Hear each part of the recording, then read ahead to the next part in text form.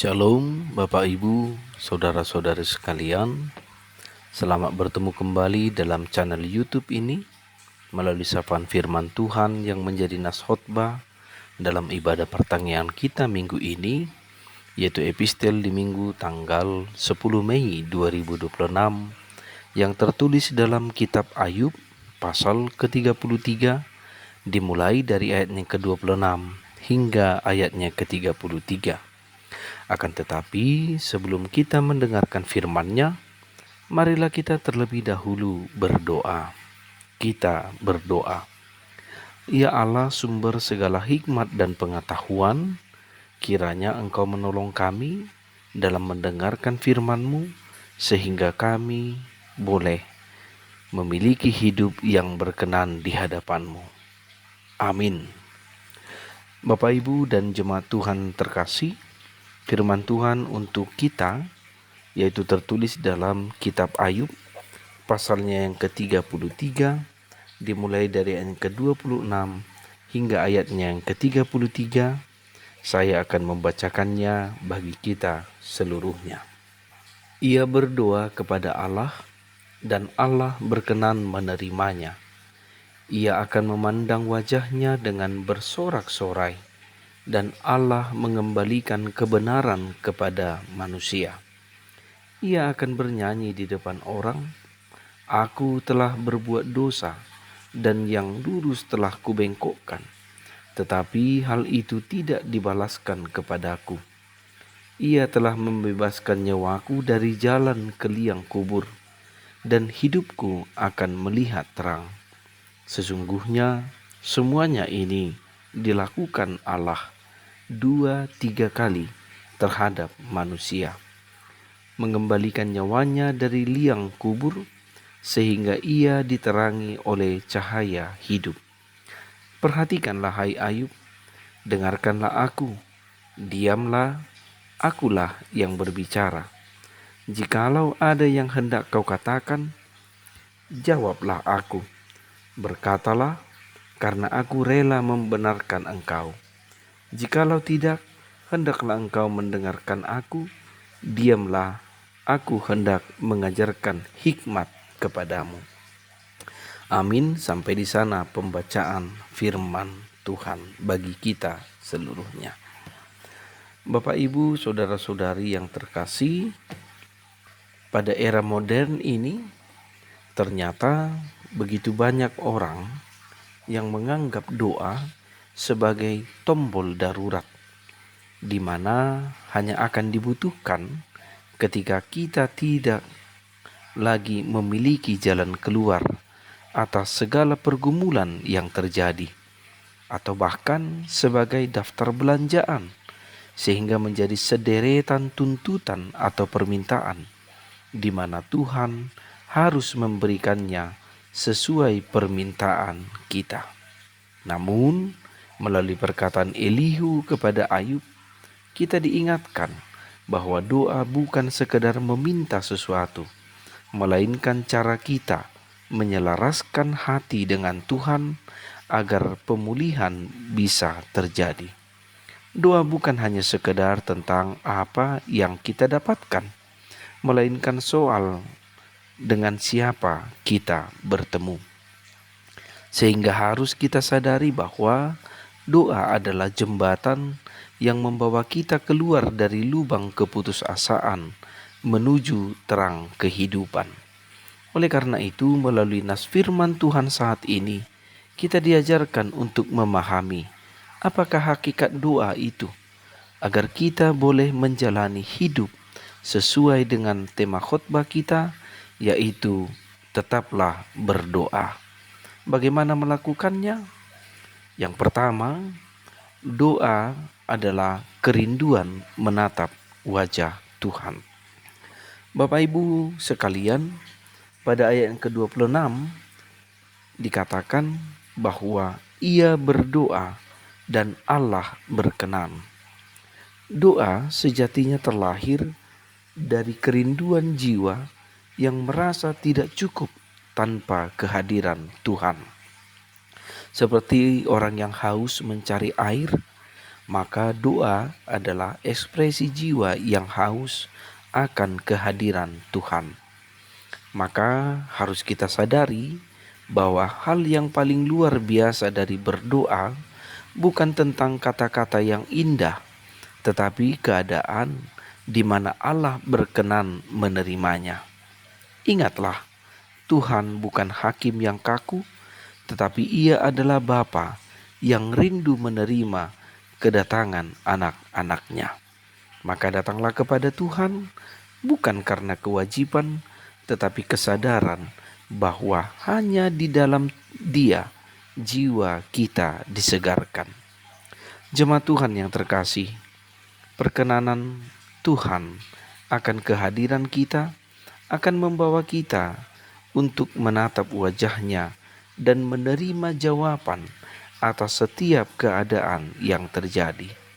Kalau kita boleh jujur bahwa di dalam doa seringkali kita hanya mencari tangan Tuhan, yaitu apa yang bisa Dia berikan, tetapi lupa mencari wajah Tuhan, yaitu pribadi dan kehadirannya. Padahal efek dari mencari wajah Tuhan adalah bersorak-sorai. Pada nas khotbah kita ini dijelaskan bahwa Ayub dalam pergumulan yang sangat berat, tetapi Elihu mengingatkan Ayub bahwa kehadiran Tuhan pasti akan menghadirkan sukacita besar. Artinya, doa yang berfokus pada wajah atau pada kehadiran Tuhan maka akan mengubah fokus kehidupan kita dari keputusasaan kepada pengharapan. Maka seruan tetaplah berdoa bukan hendak mengubah rencana Tuhan agar mengikuti keinginan kita, tetapi wajahnya atau kehadirannya mengubah hati kita untuk siap menerima rencananya yang besar. Yang kedua, Bapak Ibu, doa yang jujur membawa kelepasan. Bapak Ibu, saudara-saudari yang terkasih, pertemuan dengan Allah haruslah didasarkan kepada pengakuan dan kejujuran, sebagaimana diungkapkan dalam ayat ke-27 hingga ayat yang ke-28 dikatakan, "Aku telah berdosa dan yang lurus telah aku bengkokkan."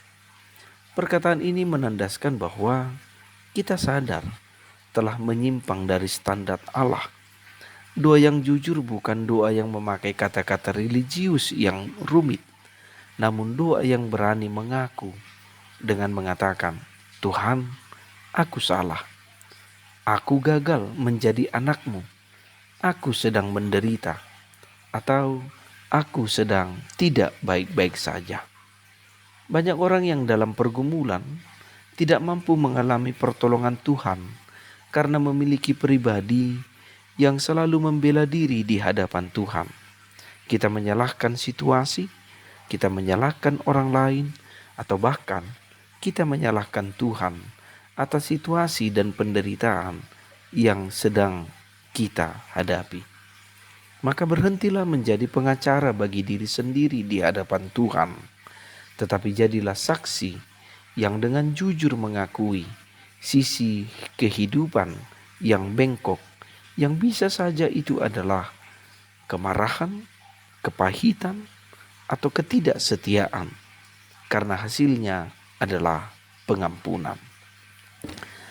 Jemaat yang terkasih, secara duniawi, dosa mendatangkan hukum.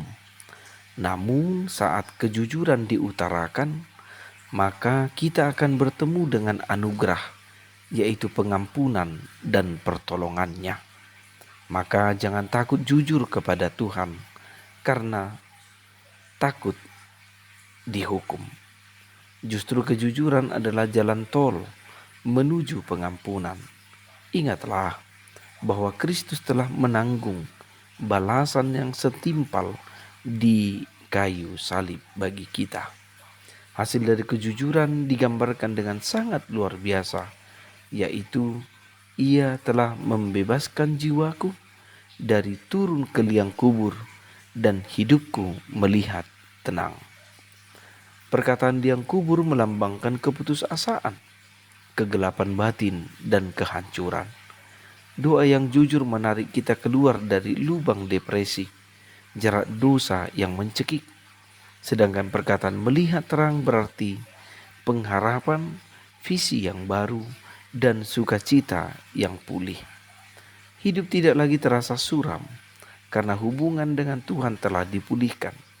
Maka pertanyaannya, apakah Anda merasa sedang berada dalam liang kubur, yaitu situasi yang pelik, jalan yang buntu? Jika ya, maka mulailah dengan doa pengakuan yang jujur.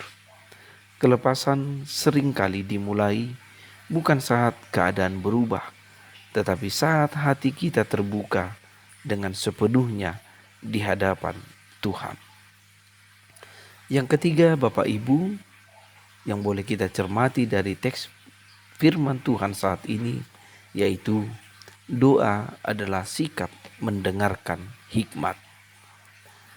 Bagian akhir teks ini menekankan pentingnya berdiam diri. Sebagaimana dikatakan, diamlah, aku hendak berbicara, supaya aku mengajarkan hikmat kepadamu. Artinya bagian ini menggeser fokus doa dari sekedar berbicara menjadi mendengarkan, yang menjadi dimensi tertinggi dalam hubungan kita dengan Tuhan. Elihu menekankan bahwa Allah bekerja 2-3 kali untuk berkomunikasi dengan manusia. Perkataan 2-3 kali adalah perkataan yang menekankan pribadi Allah yang proaktif akan keadaan dan kehidupan kita. Sehingga berdoa bukan hanya tentang mencari Tuhan, tetapi tentang respon kita juga atas Tuhan yang terlebih dahulu mencari kita. Dia menggunakan berbagai peristiwa kehidupan kita, bahkan yang terpahit sekalipun, untuk menarik kita dari liang kubur. Sehingga tujuan Tuhan berbicara kepada kita bukan untuk menghakimi, tetapi untuk menjadi terang. Tanpa mendengar Tuhan dalam doa, maka kita akan berjalan dalam kegelapan yang tanpa arah dan jelas. Bapak Ibu yang terkasih, seringkali doa kita penuh dengan keluhan. Seringkali doa kita penuh dengan tuntutan dan rencana kita sendiri, sehingga suara Tuhan tidak terdengar. Sehingga melalui 31 diajarkan kepada kita bahwa berdiam diri karena Tuhan berbicara. Perkataan berdiam diri berarti menenangkan badai pikiran dan emosi agar frekuensi kita selaras dengan Tuhan. Doa adalah sikap siaga, layaknya seorang prajurit yang menantikan instruksi komandannya. Sehingga doa adalah momen di mana kita berkata, berbicaralah Tuhan, hambamu siap mendengarkannya. Dengan demikian, kita mengizinkan Tuhan untuk mengajarkan hikmat kepada kita. Kita mungkin punya pengetahuan tentang masalah kita, tetapi hanya Tuhan yang mempunyai hikmat untuk solusinya. Hikmat Tuhan seringkali berbeda dengan logika manusia. Saat kita mendengarkan dalam doa, maka saat itulah kita memberikan diri untuk mentransformasi pikiran kita, di mana Tuhan mulai menanamkan cara pandangnya ke dalam pikiran kita. Kita mulai melihat masalah bukanlah sebagai hukuman, tetapi sebagai proses pendewasaan. Oleh karena itu, dalam setiap pergumulanmu, ubahlah pertanyaan Anda dalam doa. Daripada terus bertanya, maka katakanlah, Tuhan, hikmat apa yang ingin Engkau ajarkan melalui setiap peristiwa yang kualami? Maka tetaplah berdoa, bukan karena Tuhan belum tahu kebutuhan kita, tetapi karena kita belum tentu siap mendengar instruksinya jika tidak terus melekat padanya. Amin.